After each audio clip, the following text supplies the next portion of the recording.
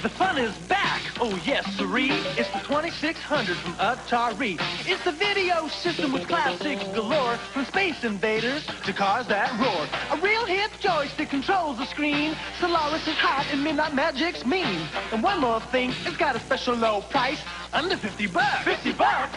Now isn't that nice? The fun is back, oh yes siree. It's the 2600 from Atari. The fun is most definitely back, and this right here is an Atari 2600. Today we're going to take a look at a brand new, well it's not brand new, it's 30 years old. So a recently purchased Atari 2600, how to set it up, and what are the best buys out there in the market. Okay, before we take a look inside, I just want to say thank you to whoever put this item on the E of Bays, as they did not, for one, did not put a reserve on it, and for two, they listed it wrong, which made it hard for other buyers to find. So I got this Atari 2600 fully boxed with post and packaging for around £50, which is really good. One thing to remember though, if you're thinking of buying a retro console from anywhere, you cannot afford to be a tight ass with your money. You'll only end up buying a broken or highly damaged console if you're going to be throwing £10 or £20 around. In the case of the Atari 2600, if you want a fully boxed one like this one here, then it's going to cost you around £50 to £100, depending on the condition and usually how many games and accessories you get with it. But if you're slightly more struck for cash, the best way of getting hold of a 2600 is to go for the junior model, which you should have saw on the advert at the start, which is slightly cheaper as they're easier to come by, they're smaller, and they don't have the wood, the nice lovely wood finish. So if you're working on a budget, the junior is definitely the way to go. Okay, so let's take a look. Okay, let's go ahead and open this up. The box is a bit stiff, that's what she said. There you go, there's the box itself. It's in really good condition. Slightly tatty around the edges, but it's really good. For 30 years old, it's really good. Also, quite surprisingly, this console came with the inside packaging, so it's been looked after very, very well. So let's open it up. So you've got the serial number there. Let's open it up. I'll show you a few games that I got with the console. First of all, there is Combat. Now this will be familiar to anybody who has the Wii and Wii Play, as it's the tank game on Wii Play. This is the original. It's called Combat. It's a really good two-player game to play with your mates. It's very, very fun. Then we have Space Invaders. Everybody's heard of Space Invaders.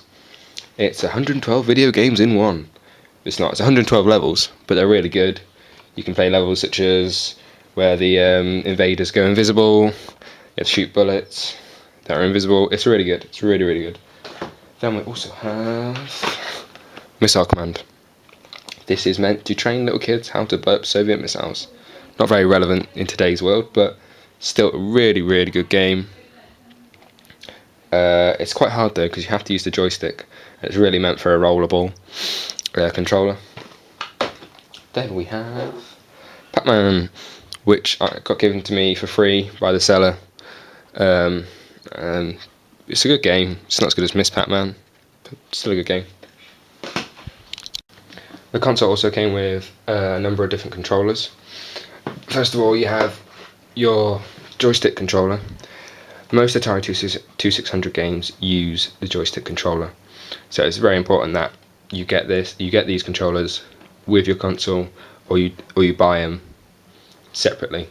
But you definitely need these controllers. Pretty much all Atari 2600 games use these controllers.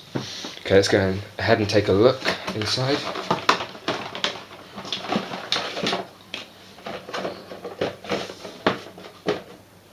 There you go, there is your classic Atari 2600 controller. Got your big orange button at the top, and yeah, quite surprisingly rather stiff joystick.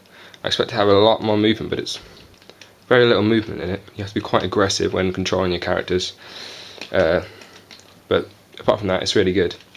The only major problem with it is that it has a really short lead, so that means you have to play it quite close to your Atari console and your TV.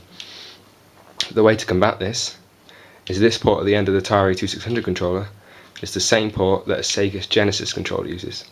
So if you have a Sega Genesis controller, you can plug that into the back of your Atari, and it'll work with all the games that use the Atari 2600 joystick controller.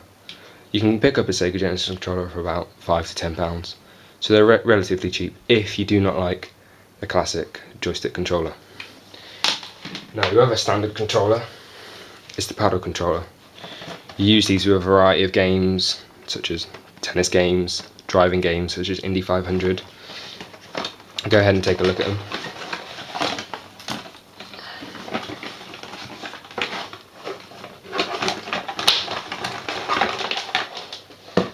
The obscure thing about these controllers is that they come in pairs. What I mean by this is at the port at the end, both controllers connect to one port.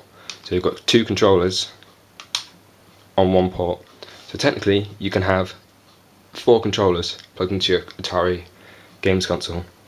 So you can play 4-player games. I'm not sure which games are 4-player, but it is possible, or it's logically possible, to play 4-player games. These are your standard controllers. You can get more obscure ones for certain games, but these are your standard ones that you'll want to get with the console. Finally, the most important item in the box, the 2600 itself. Now, you have to admit, it's a very good looking console. You do not see a wood finish on a console every day. It's really well made, well put together. It's relatively small in comparison to something like a PS3 or 360. It's around the same size, slightly smaller. It weighs a lot less. This is the 6-switch model, which is the original model of the Atari 2600. You've got your on-off power buttons here, your colour to black and white there. You've got your left player difficulty, right player difficulty, game select and game reset. And that right there is where your cartridges go.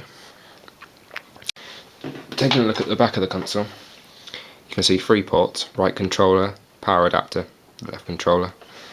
Now this version of the console, it connects to your TV via an aerial output.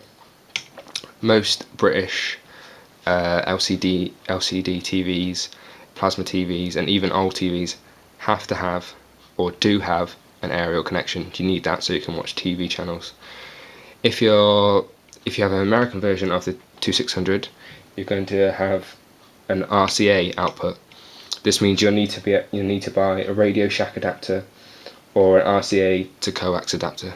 I'll put a link to a really good video in the description showing you how to connect up an American version of the console to an American TV. You also have your power supply. Now this isn't an original Atari one, as you can see, and it's taped round here.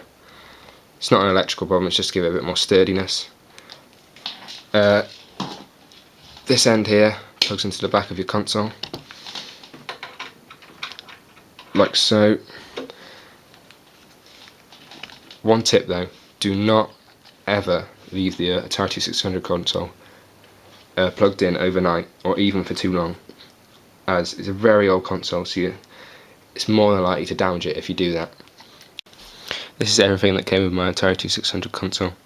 As I say, it was definitely worth every penny of the money I spent on it. It's a fantastic games console with a huge library of games. Whether you're a casual gamer, hardcore gamer, a collector, or you're just in it to relive the experience of an Atari 2600, you should definitely pick up this console. It's well worth the money. In fact, it's just worth getting it for that wood finish. It's beautiful.